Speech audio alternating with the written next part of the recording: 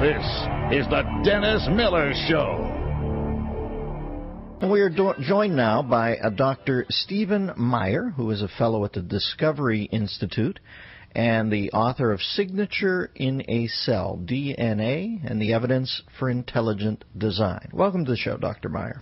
Great to be with you this morning, Dennis. Can you give me a layman's and relatively brief explanation of intelligent design?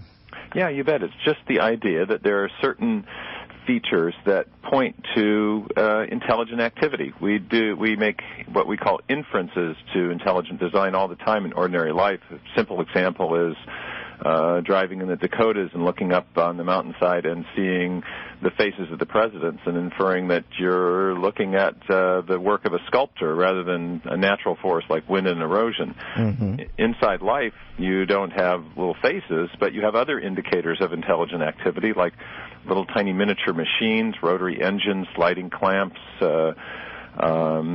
turbines, that kind of thing, but also, most importantly, the intricate 4-character digital code that conveys the instructions for building all the proteins and protein machines that the cell needs to stay alive. So we're getting into really stuff that is beyond, I think when you get into subatomic and stuff like that and protein code, you're losing half of the population, including yours truly, but you would say that in the short, intelligence design indicates the existence of some sort of God, for lack of a better word or a worse word. Yeah, absolutely. But it sounds complicated because of the terminology. But what scientists are finding inside the cell is absolutely astounding them. It's nanotechnology, little miniature machines, and then this 4-character digital code that's stored along the spine of the DNA molecule. Bill Gates says it's like a software program, only much more complex than any we've ever created. We know from experience that that programs always come from programmers. We know more generally that information, especially if it's in a digital or alphabetic form, always comes from an intelligent source, whether we're looking at a hieroglyphic inscription or a headline in a newspaper or a section of a book or information embedded in a radio signal. If we trace it back to its source, it always comes to an intelligent cause, not an undirected process. A mind, we're looking at evidence of a mind, not a purely mindless material process. We're talking to Dr. Stephen Meyer. He is the author of Signature in a Cell, DNA and the Evidence for Intelligent Design. I notice I have a defense mechanism in my life where I get to something that I feel like I'm incapable of grasping, and I start to get overly glib. As I reach my 56th year, I should probably push through that and continue You're the host. You're allowed to do that. Well, but I should continue to query you on this because it's my insecurity that takes me away from it. When you say what are you saying? A 4-character code. 4-character code. Try to explain to me what you're finding inside a cell that has 4 components. Yeah, absolutely. This was the great discovery first of Watson and Crick. They discovered the famous double helix structure of the DNA molecule. We all are aware of it. It's a cultural icon. We convict criminals and establish paternity with DNA, but people don't really realize what it is about DNA that enables us to make these determinations. And Crick was the first one to really get onto it. As in 1957, he came up with something that was called the sequence hypothesis. And what he proposed, which was subsequently confirmed, is that there are 4 chemicals. They're called bases, and he proposed that they function just like alphabetic letters in a written text or digital characters in a machine code. And that is to say, they send the instructions to a factory within the cell for building all the machinery the cell needs to stay alive. I've got a piece of animation that makes this really clear on my website, signatureincell.com, and it shows exactly how this 4-letter code conveys instructions for building the parts that the cell needs. And we have something very similar to this up here in Seattle at the Boeing plant and many other manufacturing centers around the country, where engineers will design parts and they'll use a computer, and then they'll literally they'll design it to specs. The design will literally be codified, embedded, represented in digital code. It will then be transmitted across down the wire and translated into a machine code that the manufacturing center can read.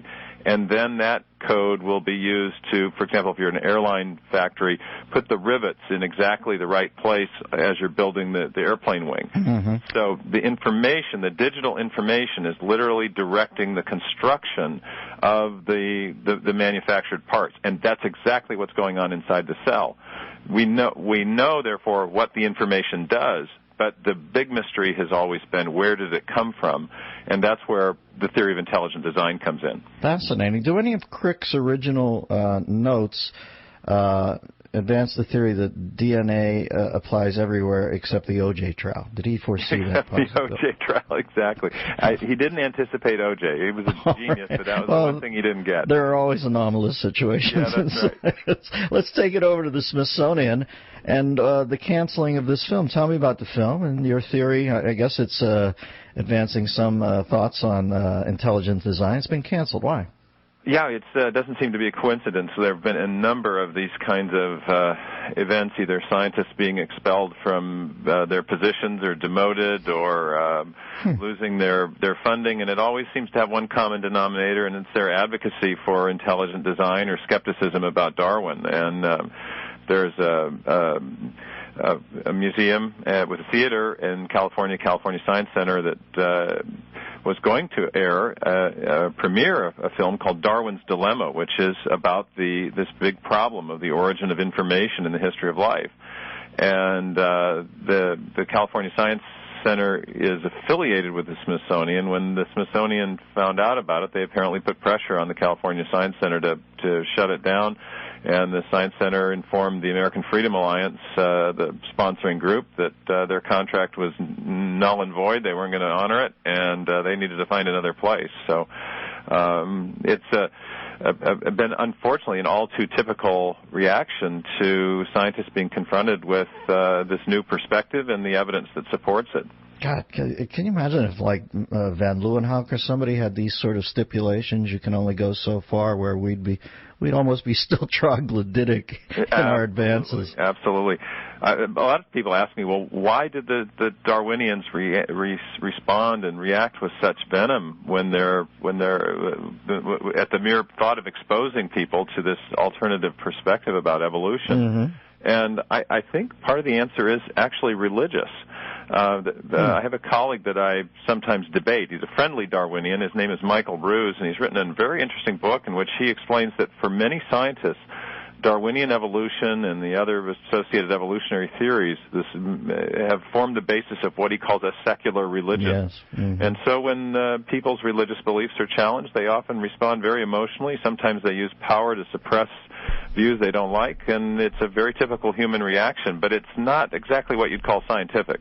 Yeah, you see it in the global warming community, essentially a cathedral now that the faith is based on disparaging creationists. I mean, that's the common link. There's a real commonality. In fact, I just wrote an op-ed piece about this. The public is always shocked by this kind of irrational behavior among scientists, but what happens is you get the perception of a consensus, and that then ends up shutting down critical discourse. And in the global warming debate, you have it. I mean, here we've just we haven't had any appreciable warming in 10 years, and it never was that big of an effect. And we've got these incredibly cold winters starting to settle in, and we got cap and trade trying to fix a problem that may not even exist. May not even exist at a great expense. Consensus in the Darwinian debate, whereas a highly ideologically charged field, we're talking about one of the great philosophical issues of all time.